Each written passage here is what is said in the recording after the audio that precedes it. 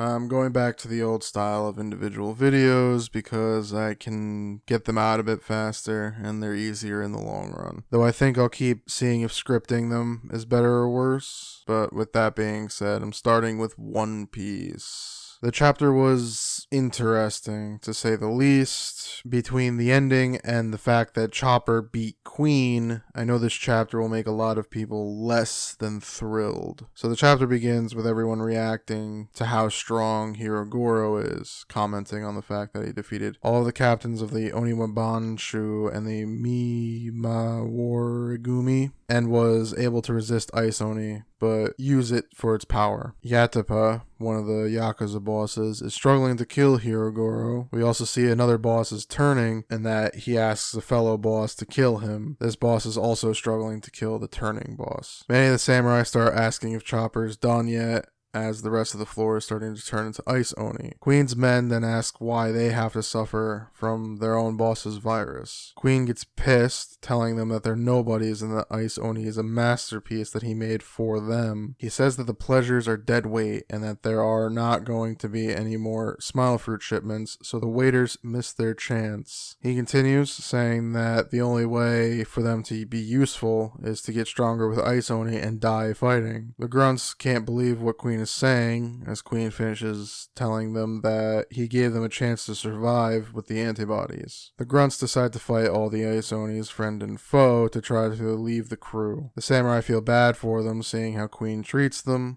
Queen taunts the samurai, telling them that Chopper is a pirate just like him and that he probably cured himself and left them all to die. The samurai don't believe him. We see that Yatapa is finally ready to end Hirogoro, but Chopper arrives at the last second with a cure. Everyone is both surprised and elated to see him. He says that the cure will really heat up their body and it'll hurt, but they'll be fine. He then shoots a cannon into the middle of the floor, calling it the Chopper Phage Nebulizer. This is his cure, quote unquote, for the Ice Oni. Queen is pissed, yelling at Chopper, telling him that it's impossible for him to inject everyone on the floor. Chopper tells him that he uses the antibodies as a base to make his own virus, stopping a bad one with a good one, and he can transfer it to everyone because of the mist he made. Queen asks how a ship doctor on a crew out of nowhere gets this kind of expertise. Chopper tells him that they've trained for it for the 2-year time skip. Queen asks why Chopper cured his guys too. Chopper answers saying viruses aren't meant to be weapons and that they will always get out of control. Queen gets mad and attacks him, saying he doesn't need to take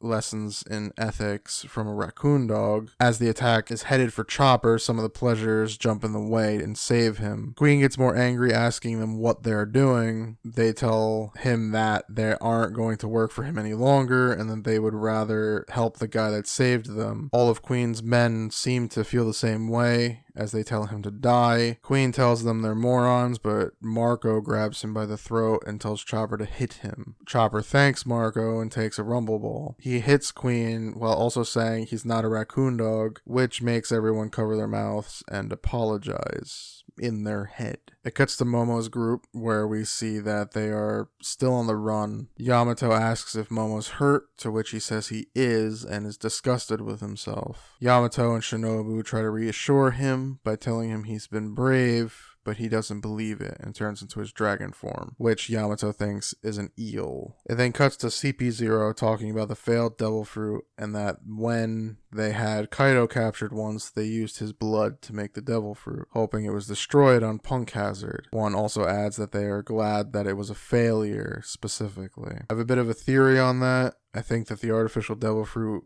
Vegapunk made was a failure to him, but not an actual failure. I think Vegapunk wanted to make a devil fruit that wasn't weak to water and not just a replica. I don't have any evidence for it, so you can call it more of a prediction than a theory, but seeing how Momo is nothing like any of the other Smile users, I think that his is a perfect replica of Kaido's. It just didn't satisfy Vegapunk in the end. But I've been wrong quite a bit so far, so we'll see if that holds true or not. It then cuts to Kinemon's group, as we see they're starting to wake up and wonder how/who healed them. Kawamatsu says he felt like he saw them or saw something, but doesn't believe it. Kinemon wants to get back into the fight, to help any front that needs it. But as they are about to leave, someone enters the room, and that someone is none other than Odin. So that is how the chapter ends, and there's a break next week. So we will be sitting on this for quite a while, and I don't know what to make of it. There are a lot of theories about it. The most likely one is that Odin is a painting from Kanjuro, and I think the person who helped Kinemon and Co. isn't with Kanjuro, and was the person who asked Sanji for help in the last chapter, or told him to go that way. But that's about it. Again, no chapter next week. It'll